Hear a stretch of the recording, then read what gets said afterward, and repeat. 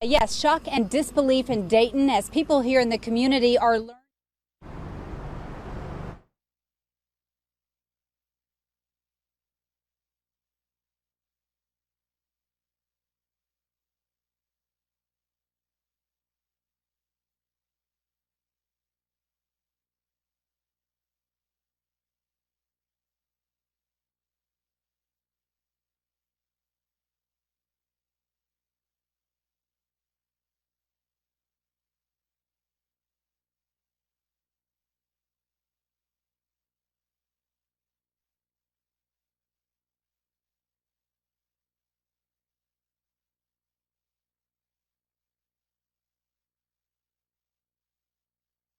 With coverage you can count on, this is Channel 3 Eyewitness News, live at 5.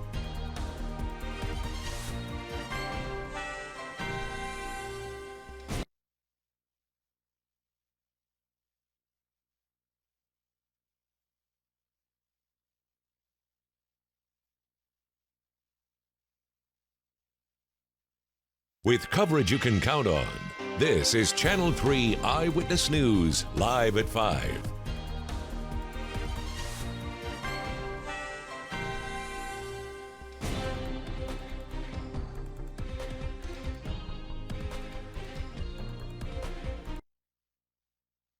With coverage you can count on, this is Channel 3 Eyewitness News, live at 5.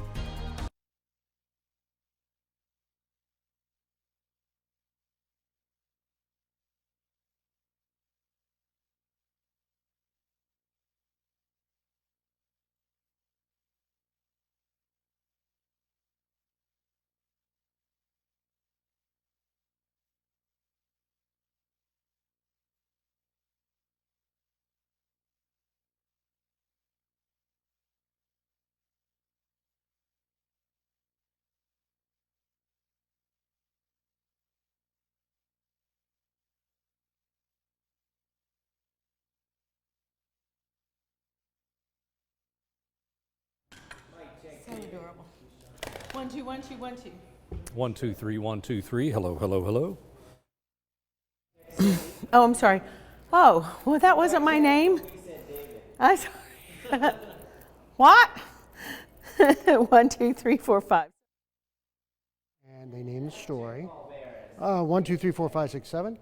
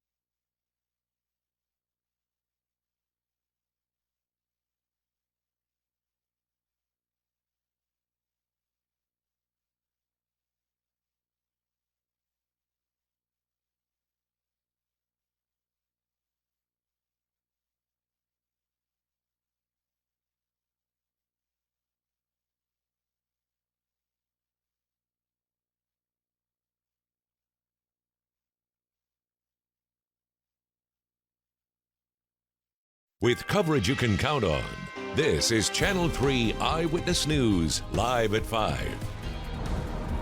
The Ray County teen who was missing for 48 hours was found more than 2 hours away from home. I'm Cameron Taylor, and coming up I'll explain why she was arrested and now faces some serious charges. Shock and disbelief in Dayton as people are beginning to learn 2 members of their own community are charged in the killing of a gas station clerk in Nashville. I'm Lori Mitchell. I'll have the story coming up.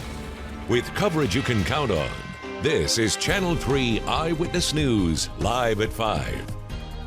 Thanks for choosing Channel 3 for your news. I'm David Carroll. And I'm Cindy Sexton. We begin with that developing story. A Dayton teen who disappeared Monday morning is now in police custody. This morning, after a manhunt, 15-year-old Trinity Quinn was found in Nashville with 28-year-old Daniel Clark. The search for them intensified after they were found to be connected to a deadly gas station robbery last night. Now, we just got this picture from the Metro Nashville Police Department. You see Daniel Clark in white, in handcuffs, being escorted to a patrol car. Here's Channel 3's Cameron Taylor kicking off our team coverage with more details on the arrest. Cameron? Yeah, David, as you mentioned not too long ago, David Clark was taken by police to be booked downtown. I'm told the teen at the center of the Amber Alert is still here at the West Police Precinct, and now we're learning both of them face some serious charges more than 2 hours away from home. I'm also told that both have given statements about that deadly gas station robbery that led to the Amber Alert.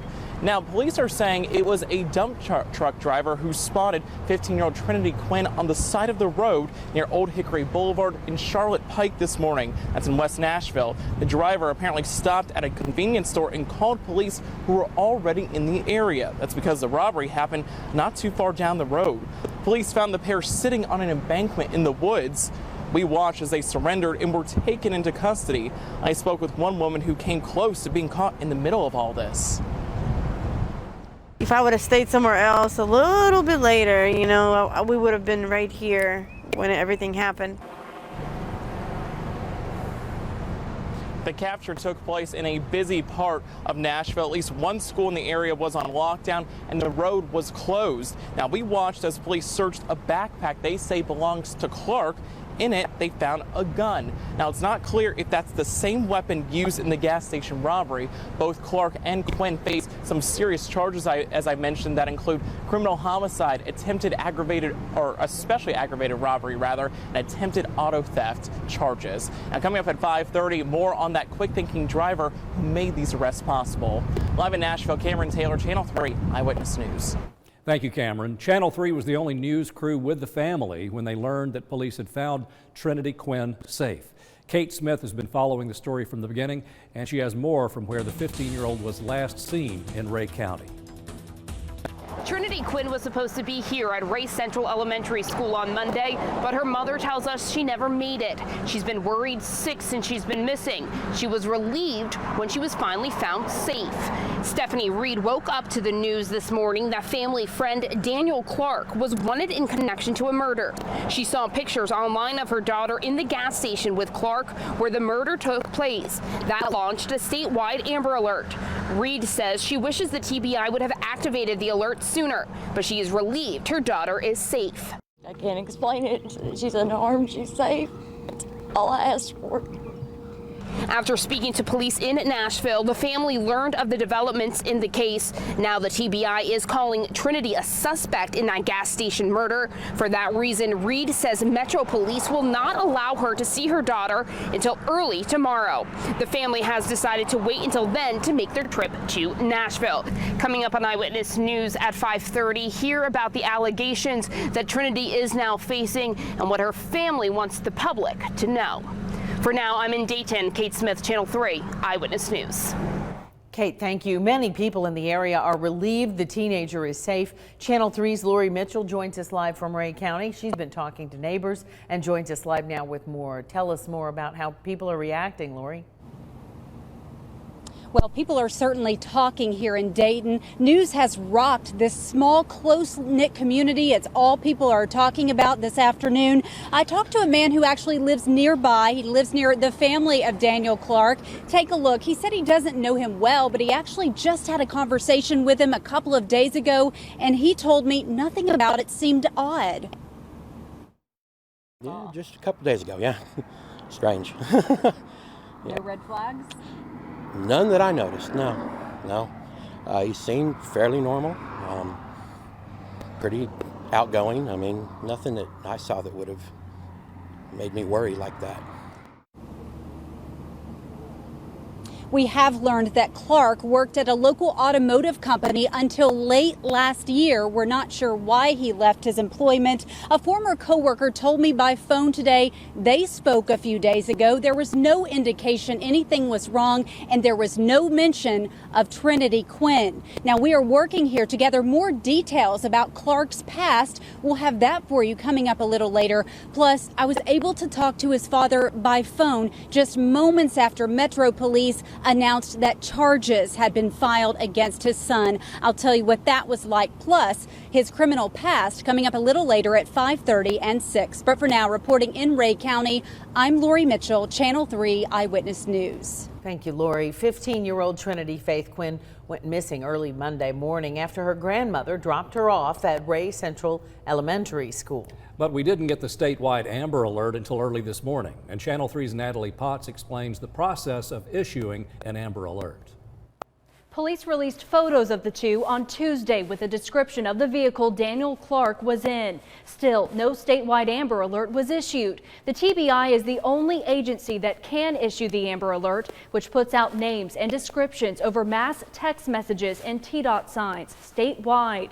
Dayton police contacted TBI for help on Monday afternoon, but the agency determined this case did not meet the criteria for the Amber Alert at that time. Here's why. At the time, Clark had no violent criminal history, and he was not listed on the state's sex offender registry. But TBI agents say the situation clearly changed overnight when the teen was spotted with Clark at an Exxon gas station in Nashville. TBI spokesperson Josh Devine says, quote, "In our determination, Clark clearly had a propensity for violence, and out of an abundance of caution and reasonable belief Trinity Quinn was in imminent danger, we issued our Amber Alert." Tonight at 6, we'll break down the requirements needed before an Amber Alert is issued. In the studio, Natalie Potts, Channel 3 Eyewitness News.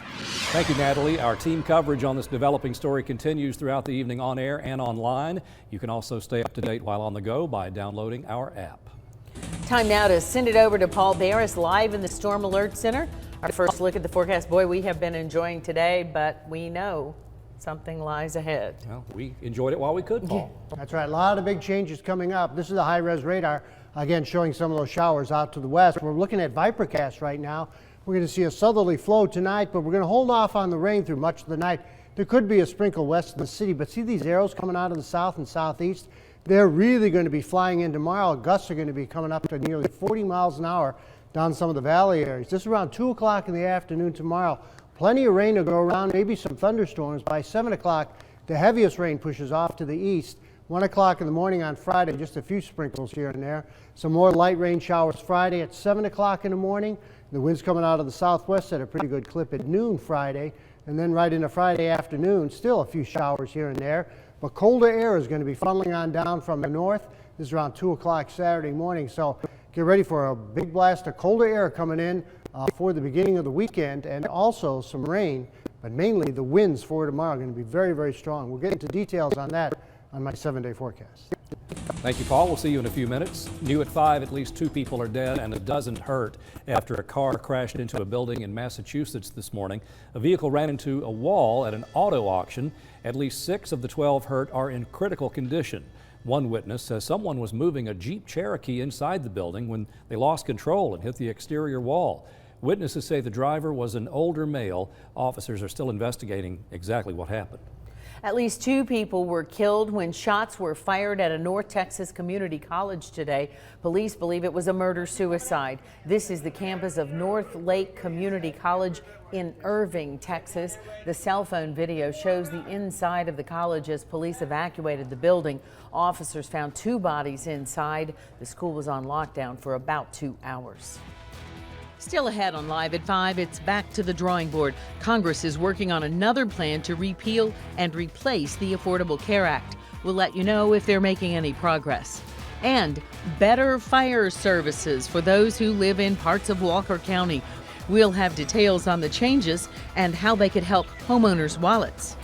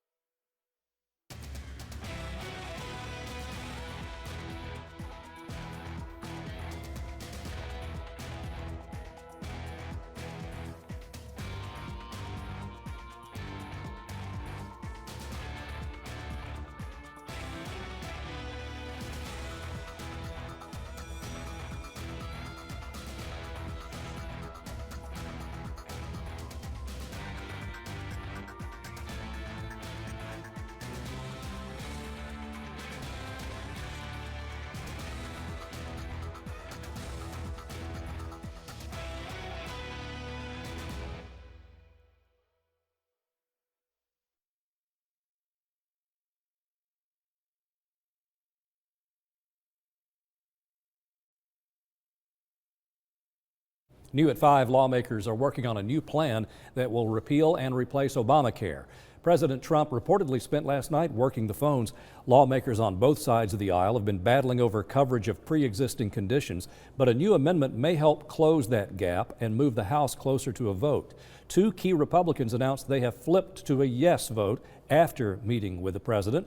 However, some Democrats still have their doubts. Now, still ahead, you'll see how a recent study prompted local officials to make some changes to a fire department, and those changes could potentially be a lifesaver for you. We'll have the full story right after the break.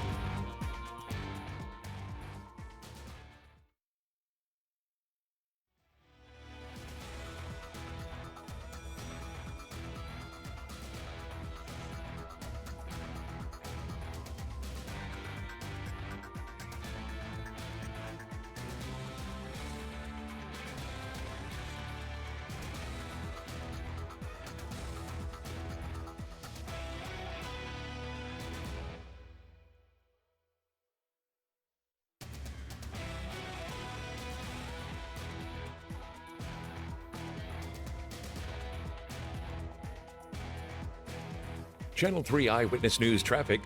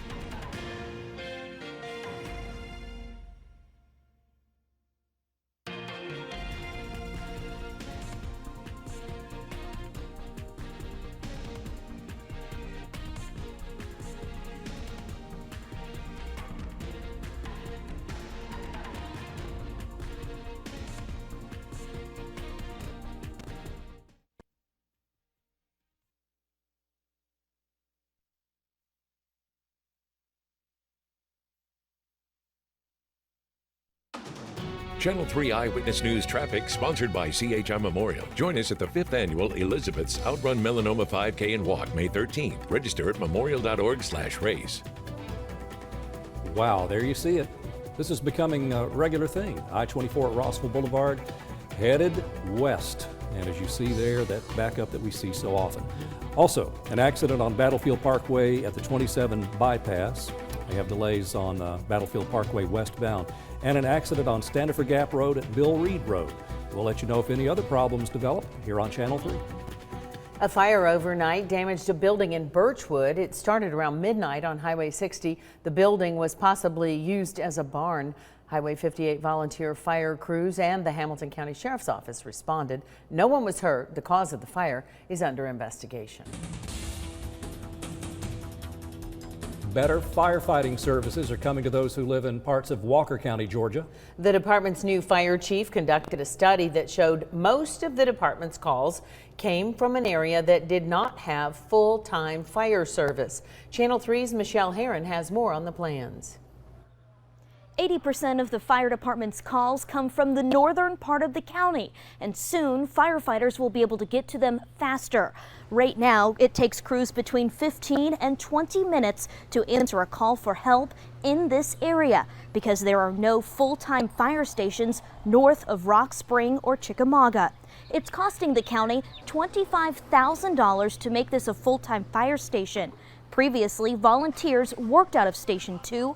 Now, right now, they're in the process of adding a full-time sleeping quarters, new HVAC system, and new furniture. When they do another ISO rating based on response times, but also I know the Walker County Water and Sewerage Authority is doing some upgrades to water and sewer lines, and as they're doing those, they're adding more fire hydrants. So there's a couple of different things there at play that eventually should knock down insurance rates for the homeowners here in the Flintstone-Chattanooga Valley area. This station is slated to be ready in July. 4 full-time firefighters will be moved here and will work with the volunteers. There was another fire station being built in the Hinkle community. It's going to take a little bit longer to finish that one, but Commissioner Shannon Whitfield does plan on getting that one completed in the future. Reporting in Walker County, I'm Michelle Herron, Channel 3 Eyewitness News. Well, we hope you enjoyed the blue skies the last couple of days, because tomorrow's going to be different. We hate it when that happens after 2 great days, but Paul Barris is here now to fill us in on what we can expect tomorrow. Paul? Well, right now we have some wind advisories out for most of our viewing area as of right now. That includes Tennessee, Georgia, and even Alabama. But there is one area, and we're expecting winds 40 to 50 miles an hour in some of the higher elevations. But high wind warnings out for the Blue Ridge Mountains from Monroe County all the way up right along the spine of the Appalachians. Wind gusts tomorrow could be up to 50 miles an hour. So it's going to be a little bit rough. Here's the storm system we're watching now. The heaviest rain is right along the Gulf Coast, and I think that's going to rob us of a lot of moisture. So we'll be lucky to get a ½ to 1 inch of rain out of this. The heaviest rain and the biggest thunderstorms are now down right into Louisiana in the Bayou country. Some pretty good storms there out in your Little Rock, and tremendous flooding has already occurred in much of Arkansas. 81 Cleveland, 81 in the city, 81 in Dalton, 79 Athens, Dayton, 78 Altamont, and about 80 in Murphy. Pollen count went up today at about 89. That's not horrible, but it's not that good, and that's all tree pollen still. Winds are out of the south at about 8 miles an hour. 81, 52, the high and the low. We predicted 84 and 51, and we're about a little over 4 inches above normal in rain for the year. Now, Skywatchers told me just a gorgeous day. 83 Chatsworth, Varnell, 82 in Dalton and Calhoun, 81 in Tryon, and we had about 76 out near Fort Mountain, 82 Scottsboro, just beautiful. And then up near Mowbray Mountain, it was 77, while Signal Mountain was 78, 76 Lookout Mountain, 84 in Trenton, though, and we had 82 out near Cleveland and Soddy Daisy, 83 in Red Bank, and 79 in Ringgold, while right across north and east of the city, 81 in Murphy, 81 in Turtletown and 10 Mile, 82 Riceville. Dayton hit 80 with 81 up in Pikeville, also Dunlap, Cagle Mountain 74, and about 78 on your Colmont. All right, looking at Vipercast, this is a powerful storm.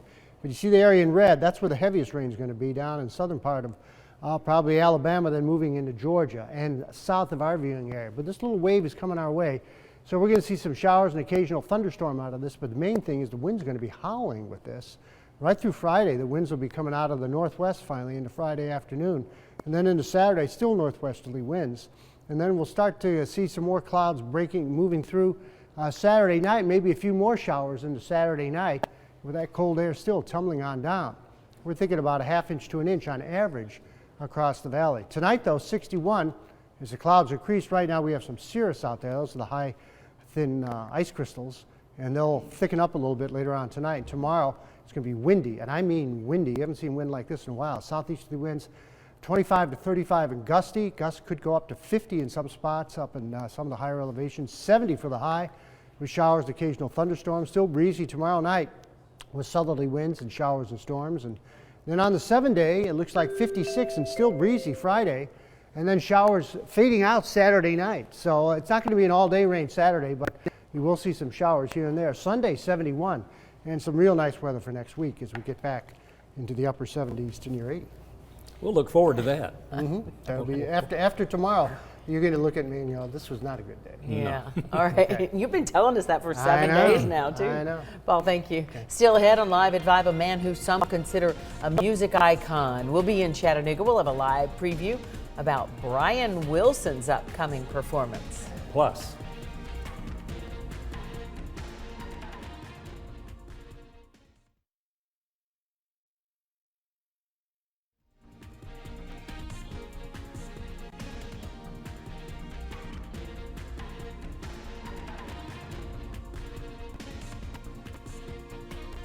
Three, 4, 5, 6, 7, 8, 9, 10.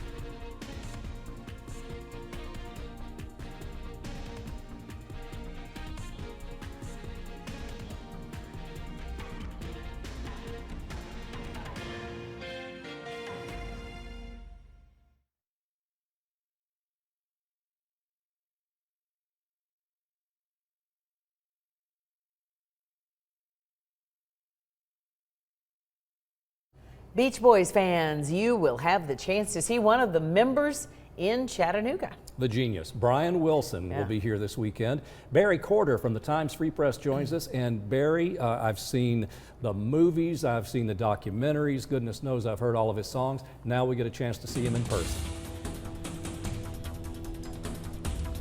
That's right. You know, Rolling Stone magazine put Sgt. Pepper's Lonely Hearts Club Band by the Beatles at #1 on its list of the top 500 albums. Pet Sounds by the Beach Boys is #2. Brian Wilson is the man behind that album. I had the opportunity to talk to him a week or so ago, and I asked him when, back in 1965, did he realize he was making a special record, and he said it was when he heard his brother Carl sing God Only Knows. It doesn't take a genius to know that's a great song, but it took one to make it, and that would be Brian. Other songs on the album, Sloop John B., Caroline No, Wouldn't It Be Nice? They're going to do the entire Pet Sounds album as well as about 25 other classic Beatles hits on Sunday, so it's going to be a great show. Excuse me, not Beach Boys hits. And you know, for so long, Brian didn't tour at all, so we're so fortunate that he has decided to come back to the stage and to include Chattanooga in his tour. So can we still get a ticket? And if so, what time does it start on Sunday? Starts at 8 o'clock, and I called over to the theater just a little while ago, and they do have seats left, so you can get them. Barry Corder, thank you very much. We'll read more about Brian Wilson and the other upcoming events in tomorrow's Times Free Press, Chattanooga Now. Thanks, Barry. The quick action of a Kansas police officer saved a 4-year-old Topeka boy from drowning after the child fell into a pond. Video released by police shows the effort it took for the officer to rescue the boy, who has autism, from the water. The child was walking around the pond when the officer tried to talk to him, and the boy fell into the water. The officer immediately jumped in after him, and a passerby helped pull him to safety. The child was taken to a hospital and is now reunited with his parents. Well, what if you were taking a little drive along the highway and you see a plane this close to your car? We'll let you know how it happened and if anybody got hurt in just a minute.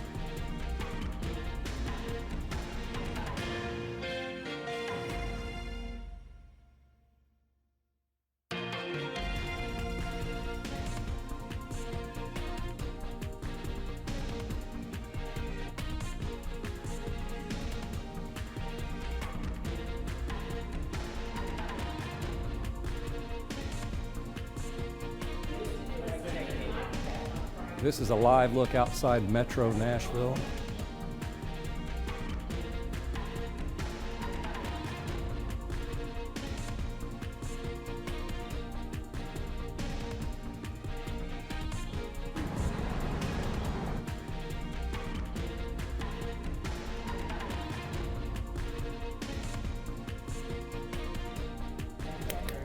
They don't have any feet.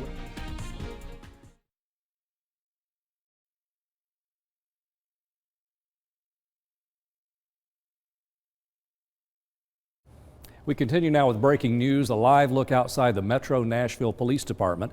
Our crew there tells us officers have transported 15-year-old Trinity Quinn to the Juvenile Detention Center. Now this, of course, following up on the story today in which Trinity Quinn and the 28-year-old man who had reportedly abducted her were found in Nashville, and both have been charged with crimes in connection with a deadly shooting at a Nashville convenience store last night. More details on that coming up at 5:30. Now, the plane lost power just after takeoff in Washington State. Here's some video you really need to see. The plane clipped power lines and it rained fuel onto cars as it plummeted into the ground in North Seattle. And the pilot had just taken off from an airport nearby when the plane suddenly lost power and crashed. Get this, neither the pilot nor anyone on the ground was hurt in this crash. Unbelievable, but we're thankful. And we want to thank you for watching Eyewitness News Live at 5. Here's a preview of what you'll see on Live at 5:30. Long after an Amber Alert was issued for a missing teen from Ray County, she and the man she was with